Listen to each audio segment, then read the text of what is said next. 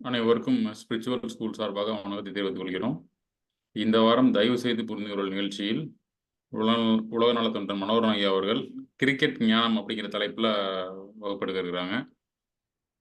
ஐயா 40 வருடங்களுக்கு மேலாக இந்த ஆன்மீக கல்வியை மக்களுக்கு கொண்டு சேர்த்துட்டு இருக்காங்க. நம்ம ஒவ்வொரு வாரமும் ஒவ்வொரு தலைப்பில் பண்ணாலுமே நம்ம அந்த ஞானத்தை பற்றி ரொம்ப எளிமையான புரிதலை ஐயா மக்களுக்கு கொடுக்குறாங்க. எல்லாமே ரொம்ப கூர்ந்து இந்த 1 ஹவர் கவனிச்சிங்கன்னா நிறைய விஷயங்கள் உங்களுக்கு கிடைக்கும். நீங்கள் கிளாஸுக்குள்ளே போகலாம். வாழ்க வளமுடன் ஐயா.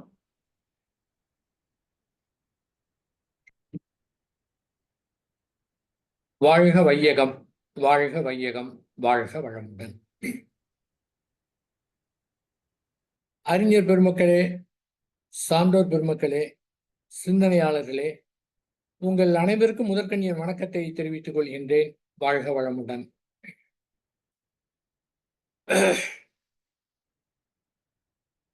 ஞானம் என்றால் என்ன? வழக்கம் போல்தான், வெரி சிம்பிள். ஞானம் என்பது நம்முடைய மனதிலே வரக்கூடிய உணர்வுகளை எதிர்த்து போராடாமல் அதை அப்படியே ஏற்றுக்கொள்வது. ஏன்னா உணர்வுகள் இயற்கையானவை.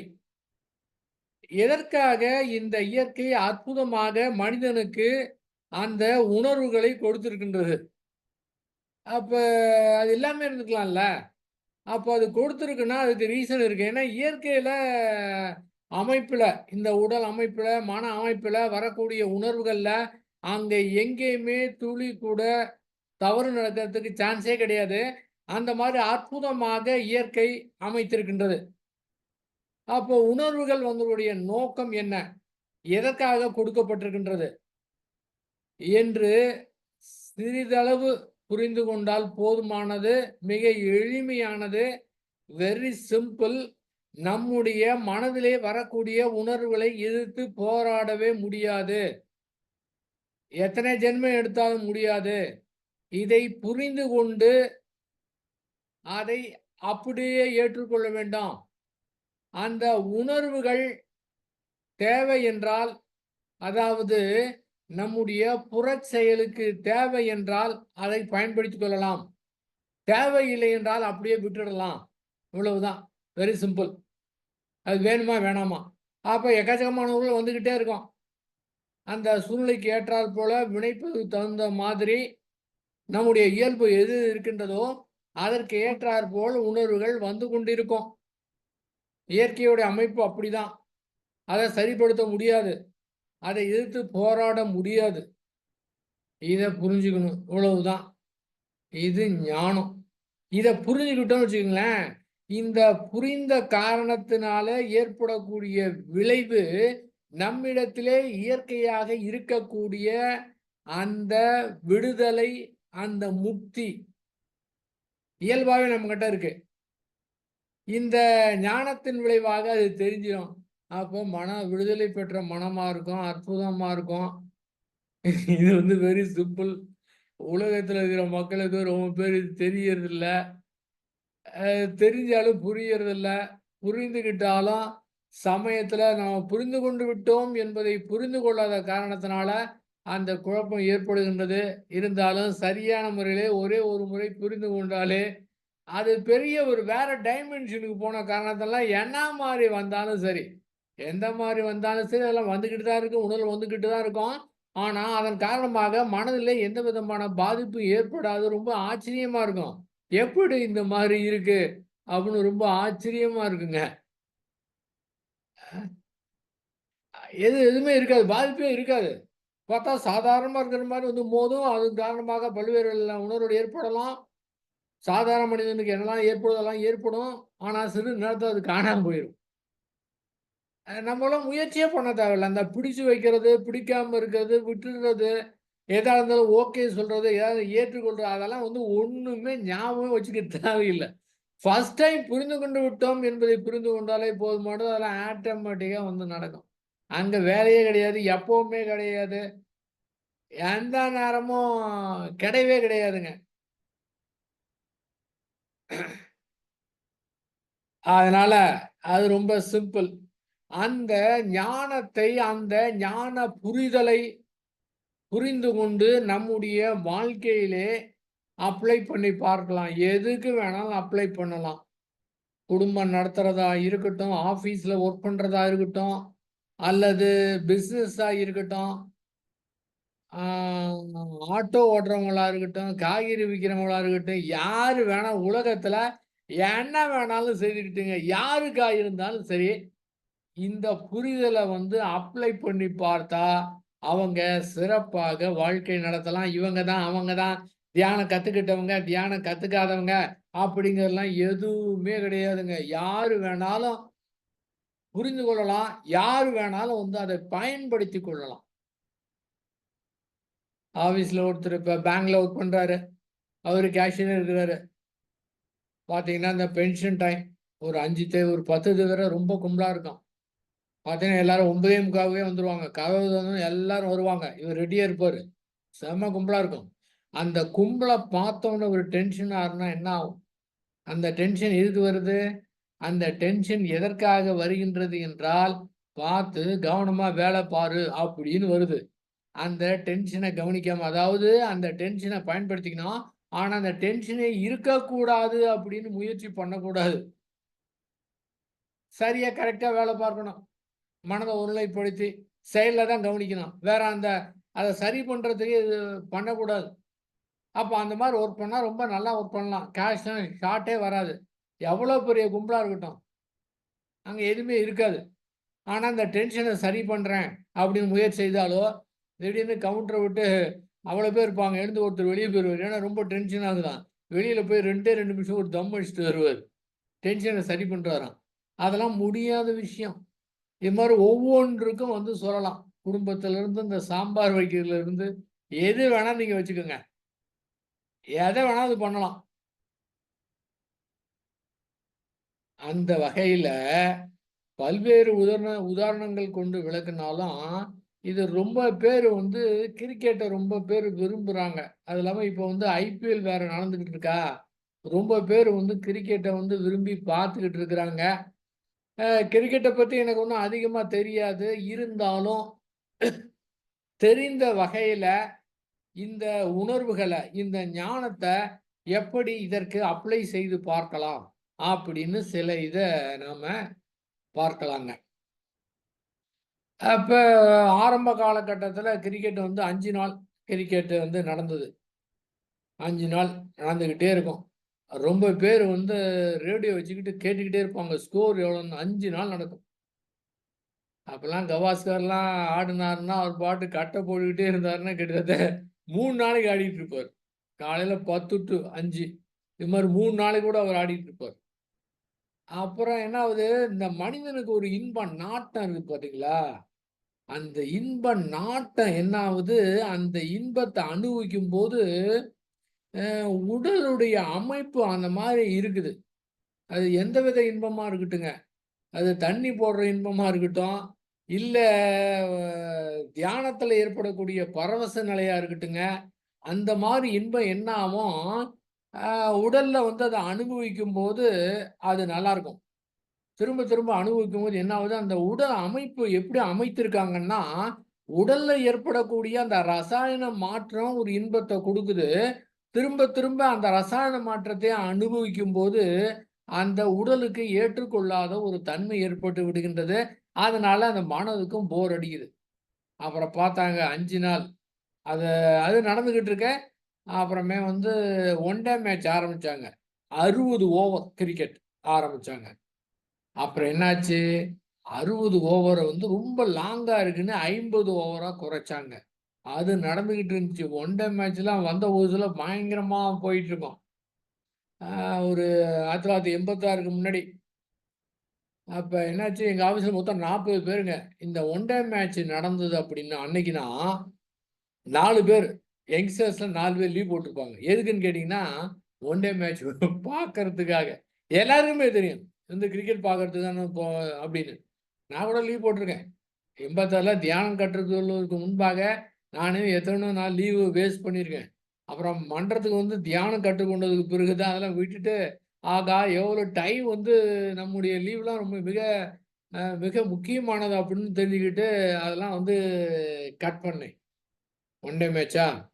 அடுத்து அதுவும் ஒரு நாள் உட்காந்து பார்க்கணும் அப்படின்னு அதுலயும் என்ன கொண்டு வந்தாங்க? T20 கொண்டு வந்தாங்க. 20 ஓவர், ஆளுக்கு 20 ஓவர், 4-5 மணி நேரத்துல முடிஞ்சிடும், உடனடி ரிசல்ட். அதை பார்த்தாங்க.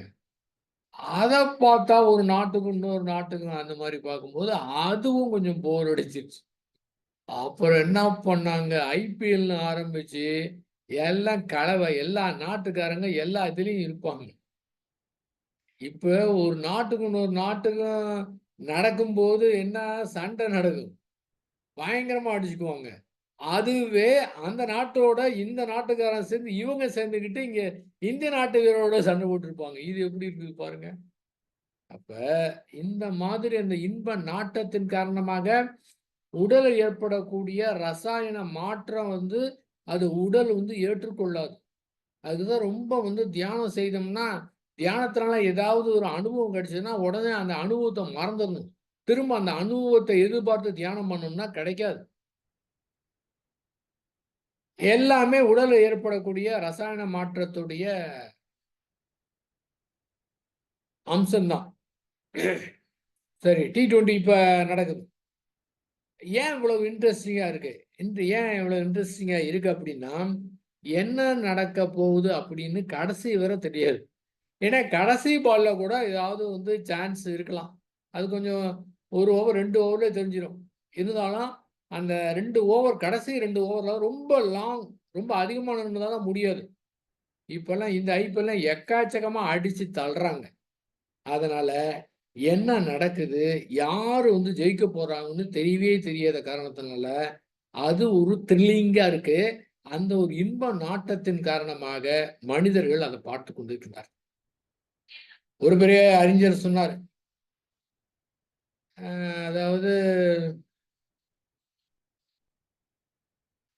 ஆப்போசிட் ஒரு 11 பேரு, ஆடுறவங்க 2 பேரு, 12, 13 பேரு. ஒரு இடத்துல 13 முட்டாள் ஆடுற ஆட்டத்தை 13,000 பேர் சுத்தி பார்க்க ஒரு 13 லட்சம் பேர் உலகம் முழுவதும் கேட்டுக்கொண்டிருக்கின்றார்கள் அப்படின்னு சொன்னார். ஸ்ரீ வேதாத்திரி மகரிஷி அவர்கள் சொல்லுவாங்க, சிறுவர்களுக்கே விளையாட்டும்பாங்க. பாருங்க, அங்க அந்த அந்த வார்த்தையில அடக்கமாயிடுச்சு. சிறுவர்களுக்கே விளையாட்டு அப்படின்னா என்ன? அந்த விளையாட்டு சிறுவர்களுக்கு மட்டும்தான், பெரியவங்களுக்கு கிடையாது. பெரியவங்களாம் விளையாடவே கூடாது. சிறுவர்கள்லாம் என்ன? சிறுவர்கள் வந்து நல்லா உடல் வலு பெற வேண்டும் என்பதற்காக ஓடுதல், வளைதல், தாவுதல், இந்த மாதிரி பல்வேறு இதுல விளையாட்டு வேளையில உடலை வந்து நன்றாக உறுதியாக வைத்துக் கொள்ள வேண்டும் என்பதற்காக அவங்க விளையாடலாம். ஆனா ஒரு குறிப்பிட்ட வயதுக்கு பிறகு விளையாடக்கூடாது. அவங்கெல்லாம் ஆக்கப்பூர்வமான வழியிலே தன்னுடைய அறிவை செலுத்தி உலக நன்மைக்கு, குடும்ப நன்மைக்கு ஏதாவது வந்து செய்யணும். ஆனால் இந்த காலகட்டத்துல உலகம் முழுவதும் இந்த விளையாட்டுக்காக எக்கச்சக்கமான பணம் செலவாகுது. எக்கச்சக்கமா பணம் சம்பாதிக்கிறாங்க. இந்த ஐபிஎல்ல எக்கச்சக்கமான வருமானம் வந்து வருது. வீரர்கள்லாம் வந்து கோடிக்கணக்கான ரூபாயை கொடுத்து எடுக்கிறாங்கன்னா, மக்கள் அந்த அளவுக்கு ஆர்வமாக அதை பார்த்து கொண்டு இருக்கின்றார்கள். அதற்காக எடுக்கிறாங்க. நான் 2010ல மலேசியா போயிட்டு வந்த உடனே எனக்கு எனக்கு இருந்தது என்னன்னா, ஃபர்ஸ்ட்டு இந்த ஐபிஎல்ல ஒழிக்கணும் அப்படின்னு தான் எனக்கு தோணுச்சு. அவ்வளோ வேகம் எனக்கு வந்தது. ம். ஒரு தனி மனிதன் எதுவும் பண்ண முடியாது. எவ்வளோ பேர் வந்து நேரத்த வந்து வேஸ்ட் பண்றாங்க. எவ்வளோ பேரு. டெய்லி நீங்க வந்து பார்த்தீங்கன்னா, ஐபிஎல் நடந்தா நிச்சயமா 11:30 மணி ஆயிரும். அ இந்தியா முழுவதும் எத்தன கணக்கான லட்சக்கணக்கான, கோடிக்கணக்கான பேர் வந்து பார்த்துக்கிட்டு இருக்கிறாங்க. நைட்டு 11:30 மணி வரை தூக்கத்தை கெடுத்து பார்த்து கொண்டிருக்கின்றார்கள். நல்லா தூங்குனா கூட உடம்புக்கு நல்லது. கிரிக்கெட்ட ரசிக்கிறவங்ககிட்ட நம்ம இது மாதிரி சொல்ல முடியாது. அத வச்சுக்கிட்டு தான் இப்ப நம்ம வந்து பேசப் போறோம். இந்த கிரிக்கெட்ட வந்து ரசிக்கணும்னா, இந்த மனம் என்ன பண்ணுது? இந்த மனம் ஏதேனும் ஒன்றை பற்றுகின்றது. இதுதான் இயற்கை. இதனுடைய மனதனுடைய தன்மை என்னன்னா, எதையான ஒரு பற்றணும். அது சரியா இருக்க முடியாது. அப்ப சில பேர் போய் குருவை பற்றுவாங்க. அந்த குருவை பற்றுனாங்கன்னா அவங்களுடைய வாழ்க்கைக்கு நல்லது, ஆன்மீகத்துக்கு நல்லது. சில பேர் ஏன்னா இது வந்து பற்று இல்லாம இருக்க முடியாது. எதையும் பற்றாம இந்த உலகத்துல இருக்கவே முடியாதுங்க. ஏதேனும் இயற்கையாகவே இதுக்கு பற்று ஒன்று தேவைப்படுது. அப்ப சில பேர் குருவ பற்றுவாங்க. சில பேர் நடிகைய பற்றுவாங்க. சில பேர் வந்து அரசியல் தலைவர்கள, சில பேர் வந்து நடிகர்கள, சில பேர் இந்த மாரி கிரிக்கெட் விளையாட்டு வீரர்கள, இது மாரி எக்கச்சக்கமா அவங்கவங்களுக்கு பிடித்தவங்கள போய் மனது பற்றி, அதையே நினைத்துக் கொண்டிருந்து, அதன் காரணமாக அதிலே ஒரு சுகம் வந்து ஏற்பட்டு, அத நினைத்த காரணத்தினால, ஒரு சுகம் ஏற்படக்கூடிய காரணத்தினால, நம்முடைய மனதின் மூலமாக அதற்கு உயர்வை கொடுத்து பேசுறதும் அத பத்தி உயர்வாக பேசி, பேசி இவங்களுடைய தன்மையே அந்த மாரி போயிரும். உண்மையா கூட அது மாரி இல்லாம கூட இருக்கலாம். ஆனா, இந்த மனத வந்து அந்த மனோ அம்சமாக அந்த உயர்வ நினைத்து பார்த்து, நிஜமா அவங்ககிட்ட அந்த உயர்வு இல்லைன்னா கூட நாம மானசீகமா நினைத்து பார்த்து, மனதுக்குள்ளார அதுக்கு ஒரு பெரிய பிம்பத்தை ஏற்படுத்தி, அதற்காக அத்தனை பேரும் உலகம் முழுவதும் இதுதான். எப்படி இது மாரி எத்தன பேர் இருக்கணுமோ, அத்தன மாரி லெவல்ல எடுத்துக்கிட்டு அது பண்றாங்க. பிற்காலத்துல அந்த இடத்துல ஏதாவது சிக்கல் ஏற்படும்போது, இந்த மனதுக்கு பெரிய பிரச்சனை ஏற்படுகின்றது, ஏமாற்றம் ஏற்படுகின்றது. அதனால நம்முடைய இந்த புரிதல பொறுத்தவர, எதையுமே பிடித்து வைக்காமல் இருந்தோம் என்றால், எல்லாமே ஓடிவிடும். அதன் காரணமாக எதையுமே சார்வது கிடையாது. கிரிக்கெட் பார்க்கணும்னா, டைம் பாஸ் பண்ணதா எப்பயோ ஒரு நாள் பார்க்கலாம். ஆனா, எந்த அணியையும் சார்ந்து இருக்கக்கூடாது. இந்த இந்த அணி விளையாண்டா இது ஜெயிக்கணும் அப்படிங்கிற உணர்வோடு அத பார்த்தோம் என்றால், நிச்சயமாக எவ்வளவு இன்பம் கிடைக்கின்றதோ, அதை விட அதிகமான துன்பம் ஏற்படும். இதுதான் வாழ்க்கைக்கும் இதுவே தான். Very simple. நீங்க இந்த குறிப்பிட்ட அணி ஜெயிக்கணும் அப்படிங்கிற உணர்வோடு உட்கார்ந்து பார்த்தீங்கன்னா, கண்டிப்பாக நீங்க விரும்புற அணி எப்பவுமே ஜெயிக்கவே முடியாது. அப்படியே ஜெயித்து கொண்டிருந்தா கூட உங்களுக்குள்ள ஒரு சலிப்பு ஏற்பட்டுடும். அப்ப தோல்வி ஏற்படும்போது, இவங்க தான் வந்து ஃபைனல் வாங்கணும், கப்பு வாங்கணும் அப்படிங்கிற உணர்வோடு அங்கே இருந்தோம் என்றால், நிச்சயமாக துன்பம் தான் ஏற்படும். அதாவது நம்முடைய வாழ்க்கையிலும் அப்படிதான். நம்முடைய வாழ்க்கையில் நடந்து முடிந்த விஷயங்கள் முடிந்தது முடிஞ்சிருச்சு. ஒண்ணுமே பண்ண முடியாது. இது மட்டும் அப்படி இருந்தா பரவால்ல. இது இப்படி இருந்தா பரவால்ல. இது நடந்திருந்தாம பரவால்ல. எது சொல்லியுமே பிரயோஜனம் கிடையாது. ஏன்னா முடிஞ்சிருச்சுங்க. அதே போல தான் இன்னொரு 10 ரன் எடுத்திருந்தா நல்லா இருக்கும். இன்னொரு 10 ரன் அவங்கள குறைச்சிருந்தா நல்லா இருக்கும். அந்த கேட்ச மிஸ் பண்ணாம இருந்தா நல்லா இருக்கும். இது மாரி எக்கச்சக்கமா அந்த தோல்வி ஏற்பட்டதுக்கு பிறகு தன்னுடைய சார்ந்த அணி மேல இது மாரி நெனச்சுக்கிட்டே இருப்பாங்க. ஏன்னா அது முடிஞ்சிருச்சு. இது வந்து யாருக்குமே தெரியாது. அன்னைக்கு அந்த சூழ்நிலையில அந்த விளையாட்டு வீரருடைய திறமை, ஆற்றல் அந்த நேரத்துல இருக்கக்கூடியது, அங்க இருக்கக்கூடிய மைண்ட் கேம் இதை பொறுத்து அங்க கிடைக்குது. அதனால தான் இவ்வளவு பேர் இன்ட்ரஸ்டிங்கா பார்க்கறதுக்கு என்ன காரணம்னா, யாரு எப்ப என்ன மாரி எந்த மாரி மேட்ச் எப்படி முடியும்னே வந்து தெரியாது. யாரும் ஃபைனலா சொல்ல முடியாது. அதே போல தான் நம்முடைய வாழ்க்கையிலயும் ரொம்ப பெரிய இடத்துல இருக்கலாம். திரும்ப கீழ போலாம். கீழ போறாரு மேல போலாம். எதுவுமே என்ன நடக்க போகுதுன்னு நம்முடைய வாழ்க்கையில சொல்லவே முடியாதுங்க. இப்ப பெரிய இடத்துல இருக்கிற ஒரு அணி, கடைசியா இருக்கிற ஒரு அணி வந்து தோற்கடிச்சிரும். இத்தன பாயிண்ட் வாங்குனா அதெல்லாம் கிடைக்காது. அன்னைக்கு என்ன இதோ இருக்குதான். இதே போல தான் நம்முடைய வாழ்க்கையிலும். சரி. அந்த கிரிக்கெட் வந்து ஆடும்போது அந்த உணர்வுகள் அவங்களுக்கு ஏற்படுது. சாதாரணமா ஒரு 2 பேர் பார்த்திருந்தா ஒரு காரியத்த நம்ம வந்து செய்ய முடியாது. அப்படிங்கும்போது, கிரவுண்ட் முழுவதும் கிட்டத்தட்ட 1,00,000 பேர் கூட பார்த்துக்கிட்டு இருக்கிறாங்க. நேரடியாக கிரவுண்ட்ல அவங்க விளையாடுறத 1,00,000 பேர் பார்த்துக்கிட்டு இருக்கிறாங்க. அப்ப இவங்களுக்கு உணர்வு வந்து எப்படி இருக்கும்னு பாருங்க. அந்த உணர்வு ஏற்பட்டதுன்னா, அத கண்டுக்காம செயல்ல ஈடுபட்டா, அது ரொம்ப சிறப்பா இருக்கும். இல்லை என்றால், அத அந்த இதுக்கு மதிப்பு குடுத்தா, அந்த டென்ஷன், பிரஷர் அதிகமாகி, இவங்க வந்து கேட்ச மிஸ் பண்றதுக்கு வந்து சான்ஸ் இருக்கு. அதாவது கையில இருக்கிறது ஒரே பால். ஜெயிக்க வேண்டியதுக்கு வந்து ஒரு 3 ரன் தேவைப்படுது. சரி அத விடுங்க. ஒரே ஒரு பால், ஒரே ஒரு ரன்னு தட்டி விட்டு ஓடிடலாம். இது இருக்கு. இப்ப என்ன ஆகுது, அந்த இதுல ஜெயிக்கணும் அப்படிங்கிற ஒரு டென்ஷன் ஆகும்போது, இப்ப என்ன ஆகுது, இவரு வேகமா அடிக்கிறாரு. அத அடிக்கும்போது என்ன ஆகுது, பால மட்டும் அடிக்கல, இவரு அடிக்கிற அடியில பேட்டே பறந்துருது. டென்ஷன். அப்ப அவரு தோத்துடுறாங்க. ஆக இந்த ஒரே 1 ரன் மட்டும் எடுத்தா ஜெயிச்சிருக்கலாமே, அப்படின்னு வந்து உணர்வு வந்து வருது. இதையே கையில இருக்கிறது வந்து ஒரே பால் அம்மு, தான். அம்மு எல்லாம் ஆனா கேக்குது. சொல்லிட்டு ஓடாத அம்மு. ஆனால் ஜெயிக்க வேண்டியது என்னன்னு கேட்டீங்கன்னா, 10 ரன் வேணும். இப்ப தெளிவா தெரிஞ்சு போச்சு. என்ன தெளிவா தெரிஞ்சு போயிருச்சு? ஒரு பால்ல 10 ரன் எடுக்க முடியாதுன்னு தெரிஞ்சு போச்சு. இப்ப டென்ஷன் கிடையாது. உள்ள வந்து ஒண்ணுமே வந்து வராது. ஏன்னா, அதுமே வந்து தோல்விதான். அப்படின்னு தெளிவா தெரிஞ்சு போச்சு. அப்போ ஒரு பால் போட்டா அவரு என்ன பண்றாரு, எந்த இதுவுமே கிடையாது. ஏன்னா மேட்ச்சே முடிஞ்சிருச்சு. அதனால வேகமா அடிக்கிறாரு.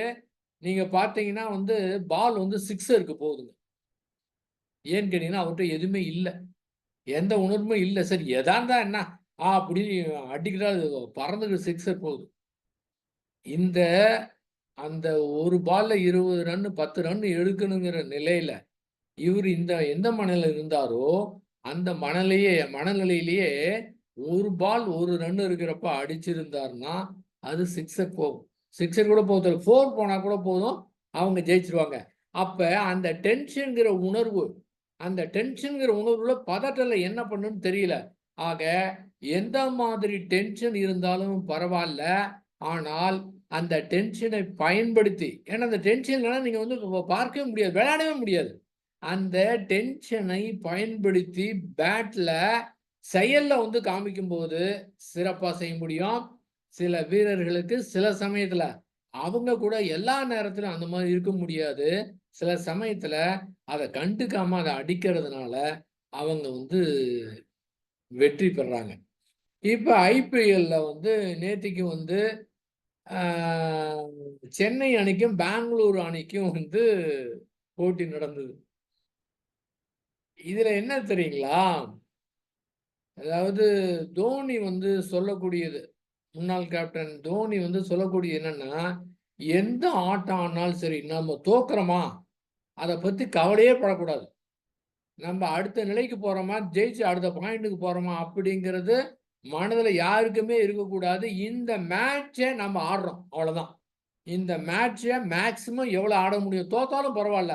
மேக்ஸிமம் நல்லா சிறப்பா ஆடணும். தோக்க போறோம்னு தெரிந்தால் கூட கடைசி வரை சிறப்பாக ஆடணும். அது எந்த இதுவுமே இருக்கக்கூடாது. இந்த மேட்ச்ல மட்டும் தான் கவனம் இருக்கணும். அப்படின்னு சொல்வாராம். அதன் காரணமாக எல்லோருமே ஆடி, இந்த இதுல பார்த்தீங்கன்னா, எல்லாருமே ஆடி இத்தன இது தோத்து இத்தன வெற்றி பெற்று பார்த்தீங்கன்னா, கிட்டத்தட்ட ஒரு 4, 5 அணி பார்த்தீங்கன்னா, 14 பாயிண்ட்ல இருக்கு. பாருங்க எல்லாருமே 14 பாயிண்ட். ஆனா, என்ன அப்படின்னா, அந்த 14 பாயிண்ட்ல யாரு வந்து அந்த பிளே ஆஃப்க்கு போவாங்கன்னா, இதுல யாரு ரன் ரேட் அதிகமா இருக்குதோ, அவங்க தான் போவாங்க.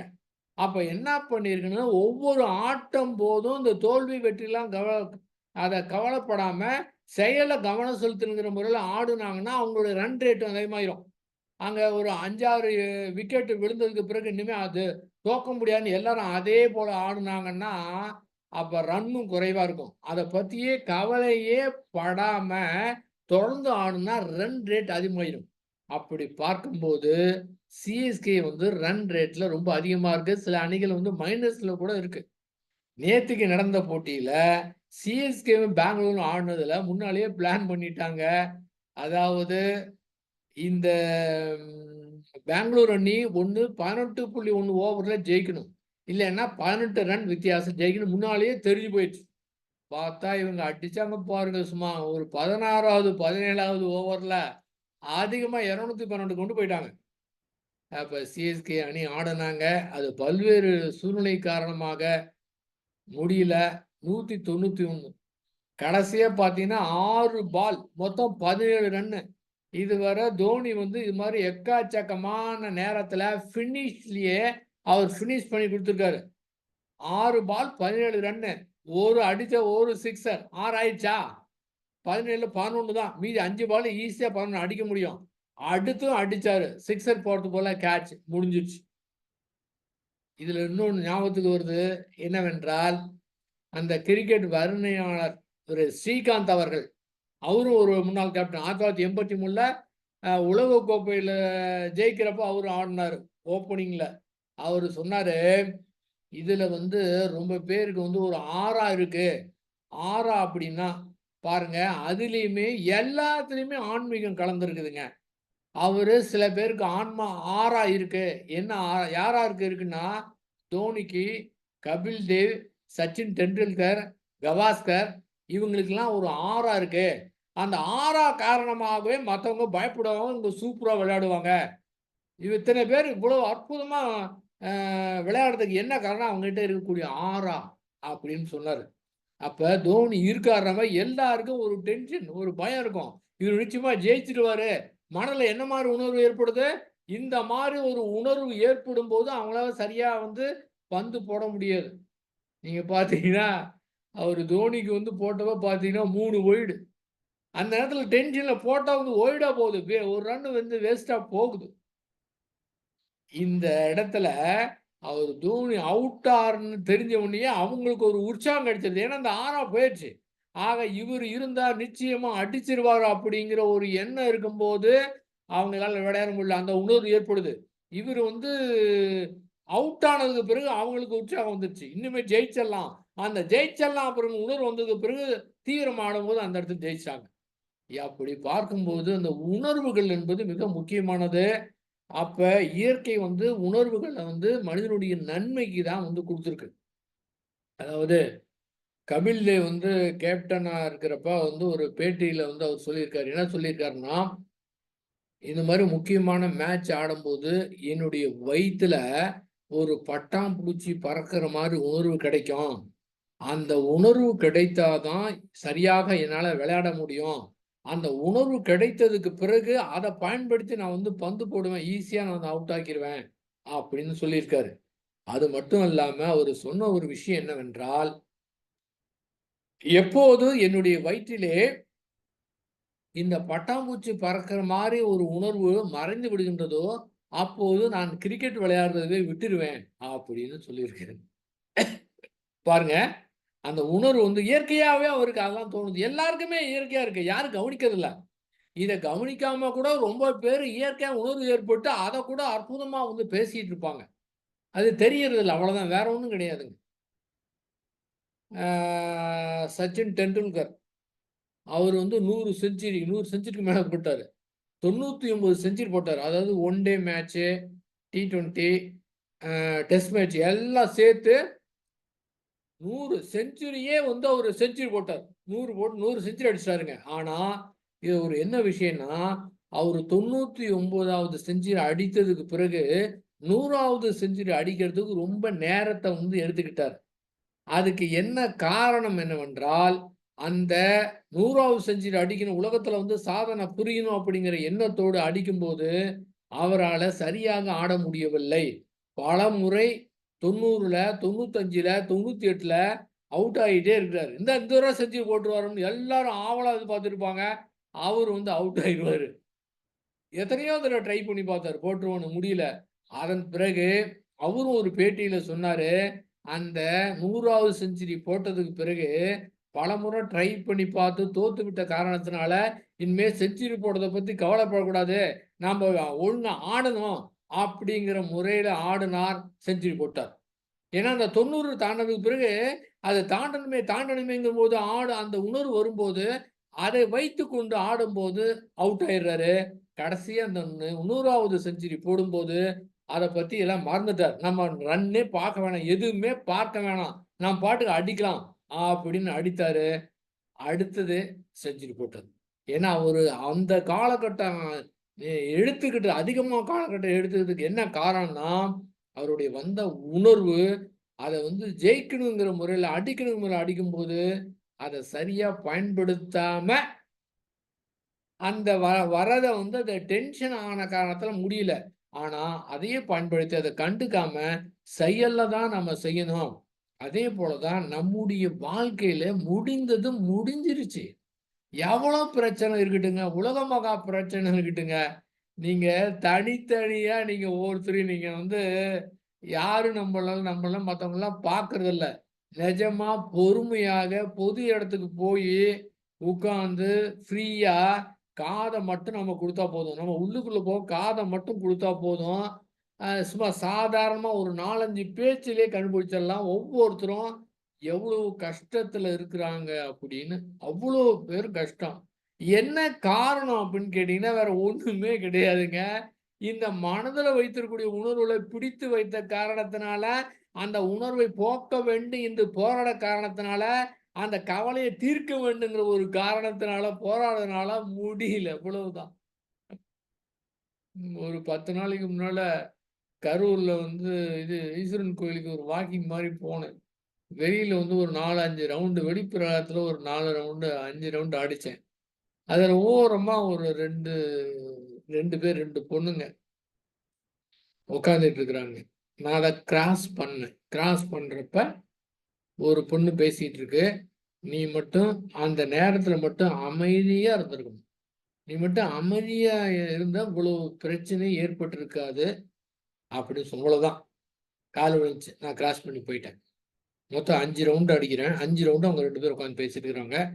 4வது ரவுண்டு வரும்போது, அந்த பொண்ணு தேம்பி தேம்பி அழுதுகிட்டு இருக்கு. இன்னொரு பொண்ணு அத தேறுதல் குடுக்குது. இது ஒரு சின்ன விஷயம். அந்த அழுறத பார்த்தா எனக்கே ரொம்ப கஷ்டமா இருக்கு. மனதுக்கே ரொம்ப கஷ்டமா இருக்கு. போய் ஆறுதல் சொல்லலாமான்னு இருக்கு. நம்ம எப்படி முன்ன பின்ன தெரியாதவங்கலாம் போயிட்டு ஆறுதல் சொல்ல முடியாதுன்னு மனசுக்குள்ள வாழ்த்திட்டு வந்துட்டேன். இது மாரி எத்தனையோ பேருங்க. எத்தனையோ பேர் உலகம் முழுவதும் இந்த மனத பத்தி சரியாக தெரியாதனால, இந்த புரிதல் இல்லாத காரணத்தினால தான் கஷ்டப்பட்டுக்கிட்டு இருக்காங்க. அத்துணை பேருமே. என்ன ரீசன்? அந்த உணர்வுகள நீங்க சரிப்படுத்த முடியாது, போராடவே முடியாது அப்படிங்கிறது இருந்தா போதுமானது. பாருங்க, அந்த உணர்வு என்று பார்க்கும்போது, இந்த பெங்களூர் அணி மொத்தம் 7 ஆட்டம். ஃபர்ஸ்ட் 7 ஆட்டம் ஆடியிருக்கிறாங்க. அதுல ஒரே 1 தான் ஜெயிச்சிருக்கிறாங்க. 6 ஆட்டம் தோத்துட்டாங்க. கடைசியா பாயிண்ட்ல கடைசி இடத்துல இருக்கிறாங்க. ஆச்சா? ஏன்னா இதுல என்னன்னு கேட்டீங்கன்னா, வெளிப்புறத்துல இந்த 7 மேட்ச்ல ஒரே மேட்ச் தான் ஜெயிச்சிருக்காங்க. 6 மேட்ச் தோத்துட்டாங்க. 6 மேட்ச் தோத்துட்டாங்க. நம்ம தோத்துட்டோமே அப்படிங்கிற உணர்வு வந்தா இன்னும் குன்றி போயிரும். அதுல என்ன பண்ணாங்க, அத செயல்ல வந்து காமிச்சாங்க. வீரர்கள வந்து மாத்துனாங்க. இதுல என்ன ஆயிடுச்சு தெரியுமா? 6 மேட்ச் தோத்தாச்சு. எல்லாரும் ஜெயிச்சிட்டு இருக்கிறாங்க. இன்னுமே இந்த மேட்ச் ஆடி நம்ம வந்து பிளே ஆஃப் போக முடியாது அப்படின்னு முடிவு பண்ணிட்டாங்க. முடிவு பண்ணிட்டு இப்ப என்னாச்சு? அந்த பிளே ஆஃப்க்கு போகணும். நல்ல அந்த இந்த ஒவ்வொரு மேட்ச்லயும் பாயிண்ட் எடுக்கணும். எல்லாரும் அந்த டென்ஷனா இருக்கும்போது தான் தவறு நடக்குது. இப்ப அவங்க என்ன முடிவு பண்ணிட்டாங்க? இன்னுமே 6 ஆட்டம் தோத்தாச்சு. இனிமே போக முடியாது. அதனால அவங்க என்ன பண்ணிட்டாங்க? ரிலாக்ஸ்டா இருக்கிறாங்க. ரிலாக்ஸ் ஆயிட்டு என்ன பண்றாங்க? இந்த வந்து நம்ம வந்து இப்ப கிரிக்கெட்ட வந்து என்ஜாய் பண்ணி ஆடலாம். ஏன்னா, வெற்றி தோல்வி பத்தி கவலை கிடையாது. ஆக என்ஜாய் பண்ணி ஆடலாம் அப்படின்னு ஜெயிச்சா என்ன? தோத்தா என்ன? அதெல்லாம் கவலையே கிடையாது. ஆடுனாங்க. பார்த்தீங்கன்னா, தொடர்ச்சியாக 5 வெற்றி பெற்றுட்டாங்க. 5, 2 10 ஏற்கனவே 1 ஜெயிச்சாங்களா? 12 நேத்திக்கு தொடர்ச்சியாக 6வது முறை 14 பாயிண்ட் வாங்கி சிஎஸ்கே தோற்ற காரணத்தினால அந்த 190 10 ரன்னு குறைவாக தோற்கடித்த காரணத்தினால இவங்க வந்து பிளே ஆஃப் போயிட்டாங்க. பாருங்க எந்த இடத்துல இருந்தாங்க. என்ன தோன்றியது? இனிமே முடியாதுன்னு இருந்தது. அவங்களும் முடியாதுன்னு முடிவு பண்ணிட்டு ரிலாக்ஸா இருந்தாங்க. இப்ப பாருங்க அது முடியாது. சரி இனிமே தோத்தா என்ன? அப்படிங்கிற நிலையில ஆடும்போது ஆட்டம் ரொம்ப நல்லா இருக்குது. இதே தாங்க நம்முடைய வாழ்க்கையில. என் வாழ்க்கையில இந்த பிரச்சனை நடந்துருச்சு. நேத்திக்கு பார்த்தீங்கன்னா, சிஎஸ்கே வீரர்கள் ரொம்ப தோத்து ரொம்ப வந்து நொந்து போயிட்டாங்க. ஆக இன்னொரு 10 ரன் இன்னும் அந்த ஒரு சிக்ஸர் மட்டும் அடிச்சிருந்தா, அந்த சிக்ஸர் மட்டும் அடிச்சிருந்தா ஜெயிச்சிருப்பாங்க. பிளே ஆஃப் போயிருக்கலாம். 5 முறை ஜெயிச்சிருக்காங்க. 6வது முறை கப்பே அடிச்சிடலாம் அப்படின்னு அங்க எண்ணிட்டு இருந்தாங்க. ஆனா அது வந்து நடக்கல. அப்படி நடந்திருக்கலாம், இப்ப நடந்திருக்கலாம். ஒண்ணுமே பண்ண முடியாது. முடிஞ்சு போயிடுச்சுங்க. இனிமே நீங்க எதுவுமே பண்ண முடியாது. அவ்வளவுதான். இந்த வருஷம் வெளியில போயாச்சு. இது எல்லாருக்கும் தெரியுது, முடிஞ்சு போச்சுன்னு. இருந்தாலும் அந்த இடத்துல மனது ரொம்ப கஷ்டமா இருக்குது. நீங்க முன்னெல்லாம் பார்த்தீங்கன்னா, உலகக்கோப்பை மேட்ச் நடக்கிறப்ப, வட இந்தியாவிலும் சரி, தென்னிந்தியாவிலும் சரி, பேப்பர்ல பார்த்தீங்கன்னா, ஒரு 3 பேர் 3, 4 பேர் நான் பார்த்துருக்கேன். கிரிக்கெட் பார்க்கும்போது இந்தியா தோத்துருச்சுன்னா, கிரிக்கெட் பார்த்துக்கிட்டு இருக்கும்போதே இந்தியா தோத்துச்சுன்னா, ஹார்ட் அட்டாக்ல இறந்துருக்கிறாங்க. சில பேர் தூக்கு போட்டு இறந்துருக்கிறாங்க. என்னடாங்க கொடுமையா இருக்கு. ஏங்க உலகத்துல எவ்வளவுலாம் விஷயம் இருக்கு.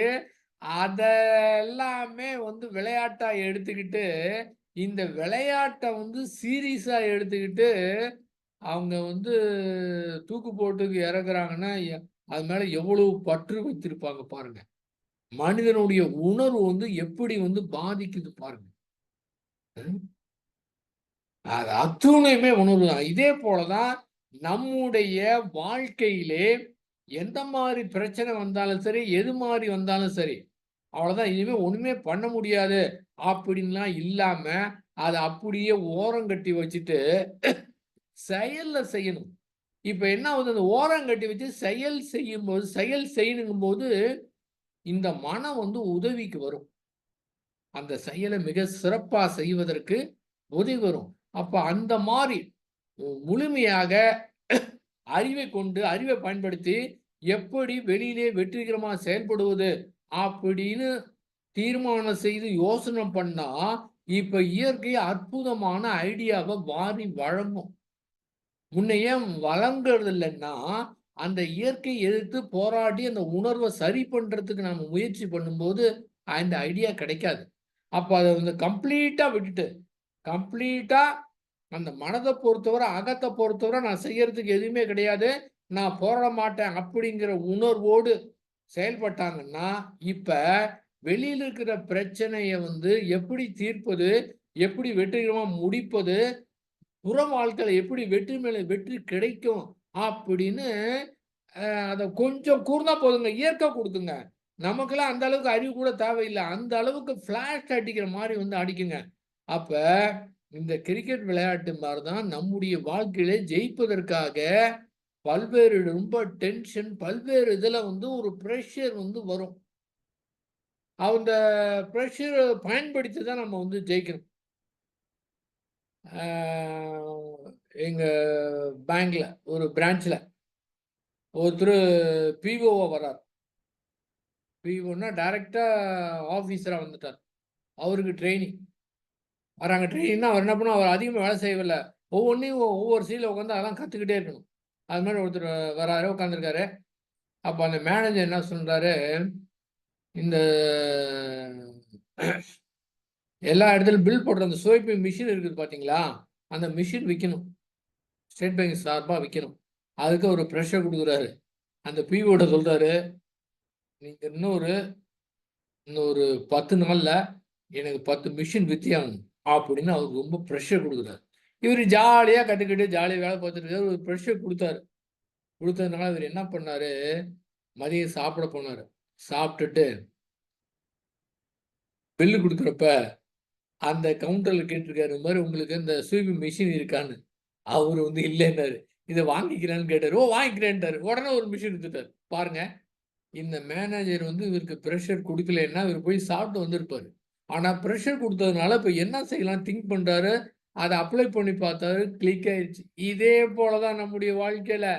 அந்த இயற்கை பல்வேறு பிரஷர் குடுக்கும். நீங்க ஒரு இலக்க நிர்ணயிச்சிருக்கீங்கன்னா, அத அடையறதுக்காக அது ஒரு பிரஷர குடுக்கும். ஏன்னா பிரஷர் குடுக்கலைன்னா செயல்பட மாட்டோம். டென்ஷன் எதுக்கு வருது? அதுக்கு தானே வரதே.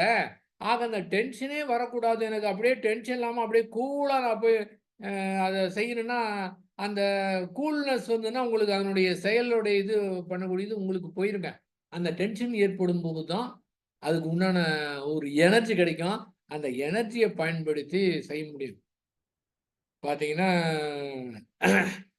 அவரு தோனிய என்ன சொல்லுவாங்க, கூல் கேப்டன் சொல்லுவாங்க. எல்லாரும் டென்ஷன் ஆயிருவாங்க. நீங்க பார்த்தீங்கன்னா, விராட் கோலி வந்து டென்ஷன் ஆயிருவாரு. அவர் என்ன பண்ணுவாரு தெரியுங்களா? அவர் தூக்குற மாரி ஒரு நிலை இருந்ததுன்னா, எல்லாத்தையும் எனர்ஜிய வந்து குடுக்கணும். எனர்ஜிய படுத்தணுங்கிறதுக்காக கிரவுண்ட வந்து பின்பக்கம் நின்னுட்டு ரசிகர்லாம் பார்த்து ஒரு கைத்தட்ட சொல்லுவாரு. எல்லாரும் கை தட்டுவாங்க. அதிலேயே ஒரு எனர்ஜிய ரிசீவ் பண்ணிட்டு வந்து விளையாடலாம் அப்படிங்கிறதுக்காக. ஆனா, தோனி அவர் வந்து என்ன பண்ணுவாரு, அப்படியே கூலா இருப்பாரு. ஒரு சிக்ஸர் அடிச்சா கூட ரொம்ப கூலா இருப்பாரு. எதையுமே காமிச்சுக்க மாட்டாரு. அதன் காரணமா பல்வேறு வெற்றிய வந்து பெற்றிருக்கிறாரு. ஒவ்வொருத்தருக்கும் ஒரு இயல்பு இருக்குது. இப்போ வந்து விராட் கோலிக்கு அது மாரி ஒரு ஆக்ரோஷமா இருந்தா ஒரு இது கிடைக்கும். அதன் காரணமா மத்தவங்களுக்கு ஒரு எனர்ஜி கிடைக்கும். இவர் கூலா இருக்கக்கூடிய காரணத்தினால, இவர்லாம் வந்து விக்கெட் கீப்பரா இருந்தாலும் சரி, கேப்டனா இருந்தாலும் சரி, எல்லாரும் என்ன பண்ணணுமா, இவர பார்த்துக்கிட்டே இருக்கணுமா. இவர் வந்து அப்படியே சைகை காமிப்பாரு. அங்க போய் நிக்கணும். அடுத்த ஆளு யாரு பால் போடுறாங்க, யார் அடிக்கிறாங்க, எந்த இடத்துல போய் சைகை காமிப்பாரு. அந்த இடத்துல போய் நின்னாங்க அப்படின்னா, அடிக்கிற பால் நேரா அங்க தான் போகும். அந்த மாதிரி ஒரு திறமை. அது எப்படி வியூகம் அமைக்கிறது அப்படின்னு. அதே போல தான் நம்முடைய வாழ்க்கையில எந்த பிரச்சனையானாலும் சரி, எதுவா இருந்தாலும் சரி, எப்படி வியூகம் அமைத்து ஜெயிக்கிறது அப்படின்னு அதிலிருந்து நம்ம வந்து கத்துக்கலாம். ஆக மொத்தம் நம்முடைய உணர்வுகளை எதிர்த்து எதுவுமே செய்யக்கூடாது அப்படின்னு ஒரு நிலை இருந்ததுன்னா, வெளிப்புற செயல்ல வெற்றி மேல வெற்றி நாம பெற்றுக்கொண்டே இருக்கலாம். இது வந்து வெரி சிம்பிள். இது வந்து புரிஞ்சுக்கிட்டா போதும். புரிஞ்சுக்கிட்டா போதும். ஆனா, உலகத்துல ரொம்ப மக்களுக்கு தெரியாத காரணத்தினால, அது போராடுறாங்க. நாள் முழுவதும் ஆயுள் முழுக்க அத சரி செய்வதற்காக, மனத சரி செய்வதற்காக போராட்டம் நடத்திக் கொண்டே இருக்கின்றார்கள். அது மிக வந்து கடினமானது. இது ரொம்ப வெரி சிம்பிள். அ இன்னும் நீங்க பார்த்தீங்கன்னா, இப்ப தோனி வர்றாருன்னு வச்சுக்கோங்க. அது சேப்பாக்லாம் நடந்து வந்தார் அப்படின்னா, ஒரே சத்தம். இது வந்து ஒரு ஆச்சரியமா சொல்லுவாங்க. தோனி அடுத்தது வரப்போறாரு. அதுக்கு முன்னால இருக்கிற ஒரு கிரிக்கெட் ஆடுறவரு. அந்த வீரர் தோ அவுட் ஆயிட்டார். அவுட் ஆன உடனே சென்னை ரசிகர், சிஎஸ்கே ரசிகர் எல்லாம் பயங்கரமா கை தட்டுறாங்க. எதுத்த மாரி இருக்கிற அணி ஆளுக்கு ஒண்ணுமே புரியல. என்னன்னா, இவங்க ஆளே அவுட் ஆயிட்டாங்க. ஆனா, பயங்கரமான கைத்தட்டல். அதுக்கு என்ன காரணம்? அடுத்து தோனி வரப்போறாரு அப்படின்னு. எப்படின்னு பாருங்க. அப்படியே அவரு நடந்து வந்தாரு அப்படின்னா, கிட்டத்தட்ட 130 டெசிபல்ல வந்து சத்தம். இதெல்லாம் போடுறாங்க. எத்தன டெசிபல் அந்த சத்தம் கேட்குது அப்படின்னு. இப்ப என்ன ஆகும் தெரியுங்களா? அது மாரி. அந்த கிரிக்கெட் வீரருக்கே ஒரு அழுத்தம் கிடைக்கும். இவ்வளவு பேர் கத்துறாங்க. நம்ம நல்லா ஆடணும் அப்படின்னு அவருக்கு ஒரு பிரஷர் கிடைக்கும். அதே போல அவர் சரியா ஆடணும்னு எல்லாருக்குமே ஒரு பிரஷர் கிடைக்கும். அங்க நேரா பார்க்குறவங்க, டிவியில பார்த்துட்டு இருக்கிறவங்க, அவர் அவுட் ஆகக்கூடாதுன்னு அவங்களுக்கே ஒரு உடம்புலயே ஒரு பிரஷர் வந்து ஏற்பட்டுருங்க. இதுக்கு என்ன காரணம்னா, ஒரு தனி நபர் மேல வைத்த அந்த ஒரு பற்றும் அத திரும்ப திரும்ப நினைத்து பார்த்த ஒரு காரணத்தினால ஏற்பட்ட ஒரு இன்பத்தின் காரணமாக. அந்த பிரஷர் தேவையே இல்ல. இந்த இடத்துல மனம் எப்படி இருக்கணும்னா, நடுநிலைமையோடு இருக்கணும். எந்த அணியும் சார்ந்து இருக்கக்கூடாது. அந்த அணியை சார்ந்திருந்தோம் என்றால் நிச்சயமாக மன துன்பம் ஏற்படும். இந்த அணியை சார்ந்து இருக்கக்கூடாது. அப்படி பார்த்தீங்கன்னா, ஏங்க இன்ட்ரஸ்டிங்கே இருக்காதே. ஏன்னா இன்ட்ரஸ்டிங்கா இருக்காது. ஏன்னா ஒண்ணு மட்டும் வச்சுக்கிட்டு ஜெயிக்கணும் அப்படிங்கும்போது இன்ட்ரஸ்டிங்கா இல்லன்னா இன்ட்ரஸ்டிங்கா இருக்காது. அப்ப இன்ட்ரஸ்டிங்கே இல்லன்னா வந்து மேட்சே பார்க்க மாட்டாரு அவரு. ஆக நிஜமாவே கிரிக்கெட்ட ரசிக்கணும்னா யார் ஆடுனாலும் ரசிக்கணும். அப்ப இதுதான் தோக்கணும், இது ஜெயிக்கணும் அப்படிங்கிற உணர்வோடு ஆடினார்கள் என்றால், ஆ ஆ அதாவது அந்த மாரி இருக்கணுங்கிறத பார்த்தாங்கன்னா, அவங்களுக்கு நிச்சயமா துன்பம் தான் ஏற்படும். எத்தனையோ பேர் வந்து வீட்லலாம் சண்டையே நடக்குது. யாரு ஜெயிப்பாங்க, யாரு தோப்பாங்க அப்படின்னு சண்டையே நடக்கும். ரொம்ப பேர் வந்து ஒருத்தர் இன்ட்ரெஸ்ட் ஆயிட்டாங்கன்னா, குடும்பத்தோட எல்லாம் பார்த்துக்கிட்டு இருப்பாங்க. பாருங்க, உலக புகழ் பெற்ற கிரிக்கெட் வீரர்கள் ரொம்ப பேர் இருக்கிறாங்க. கடவுளே அவர்தான். கிரிக்கெட் உலகத்திலேயே கடவுள் அவர்தான்ங்கிறாங்க. நல்லா சிந்தனை செய்து பார்க்கணும். உலக மக்களுக்காக, உலக மக்கள் நல்லா இருக்கணும்பதற்காக எத்தனையோ பேர் ஞானிகள் பாடுபட்டு கொண்டிருக்கின்றார்கள். உலகத்துக்காக எல்லையில வந்து ராணுவ வீரர்கள் எவ்வளோ பேரு ராத்திரி பகலா பாதுகாத்துட்டு இருக்கிறாங்க. அவங்கெல்லாம் கஷ்டப்பட்டுருக்கிறாங்க. இவங்களுடைய உழைப்புல யாருக்கும் தெரியாது. இவர்களுக்கெல்லாம் புகழ் கிடைக்காது. ஆனா, சாதாரணமா ஒரு வெட்டியா இருக்கக்கூடிய விளையாட்டுக்கு எத்தன புகழ், எவ்வளவு பணம் வந்து வருமானம், என்னென்னலாம் நடக்குது பாருங்க.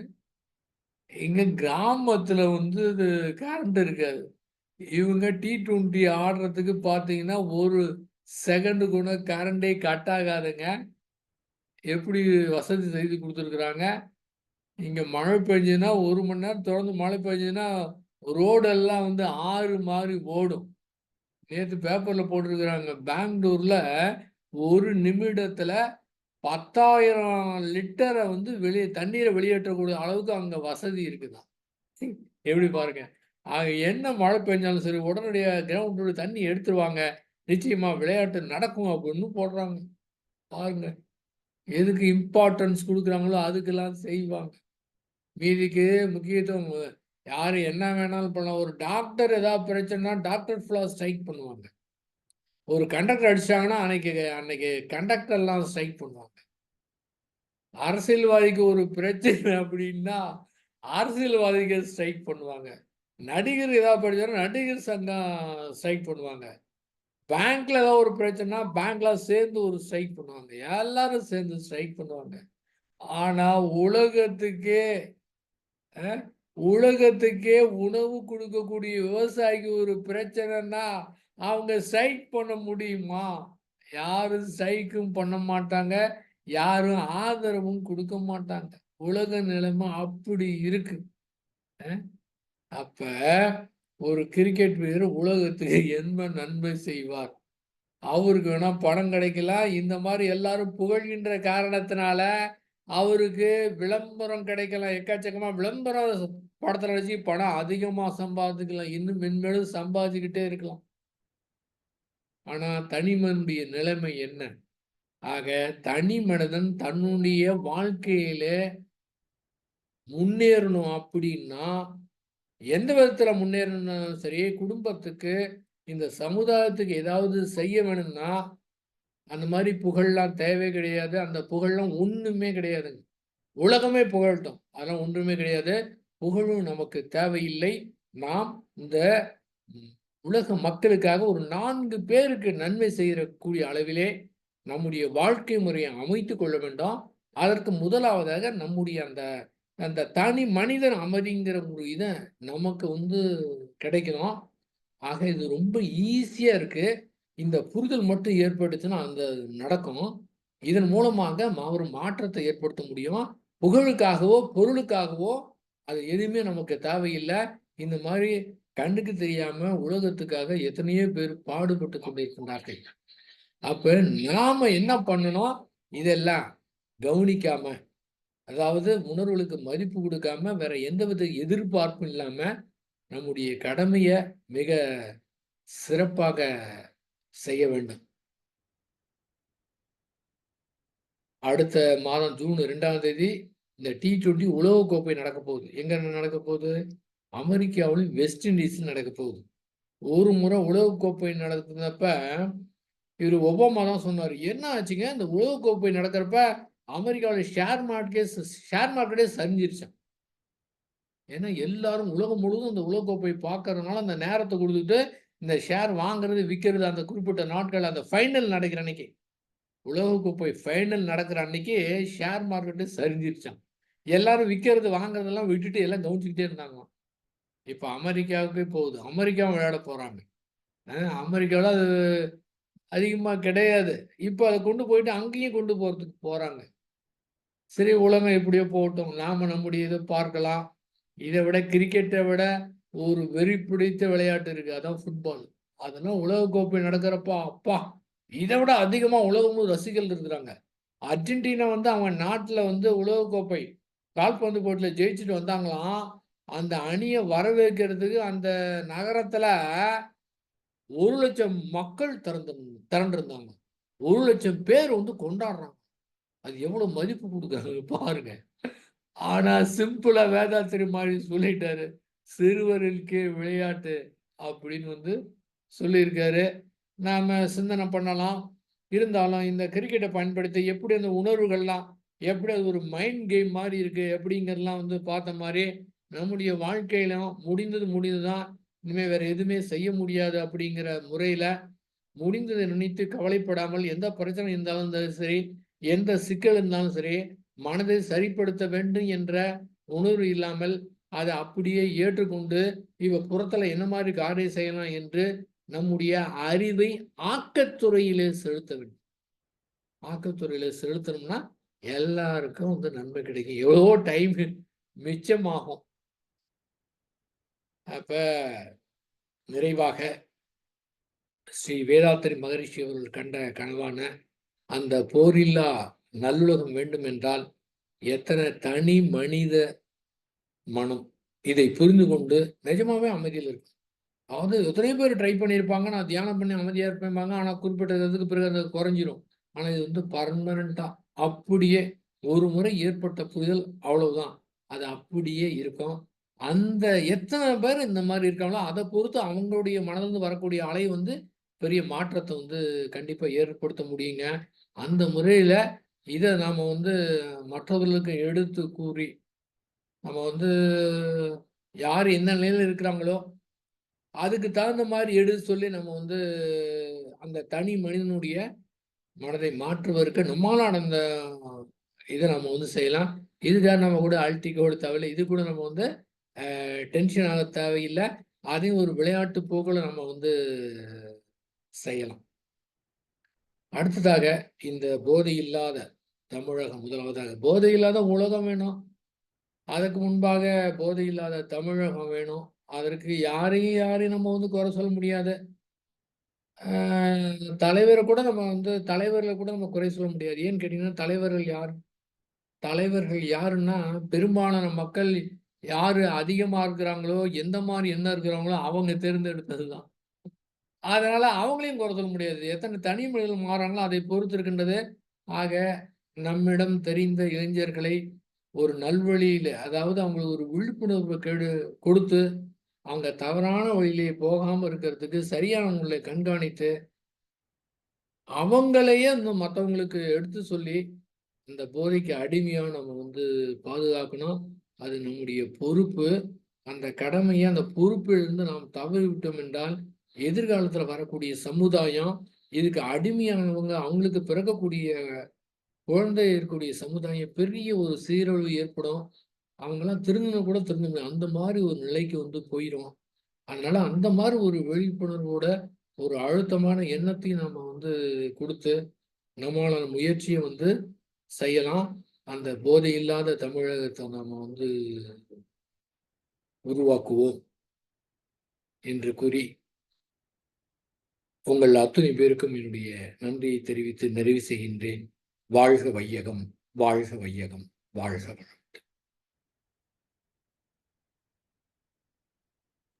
வளம். வாழ்க.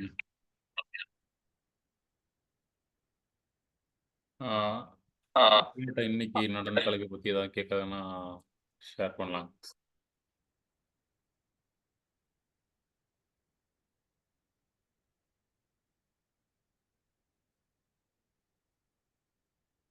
யாரும் உங்களுடைய கருத்துக்கள் சொல்ல வருதுன்னா சொல்லலாம்.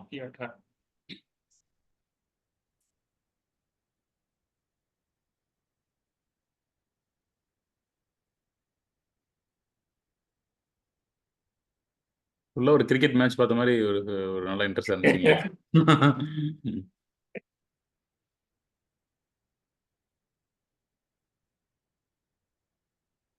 யாரும் ஷேர் பண்றீங்களா, பேசுறீங்களா?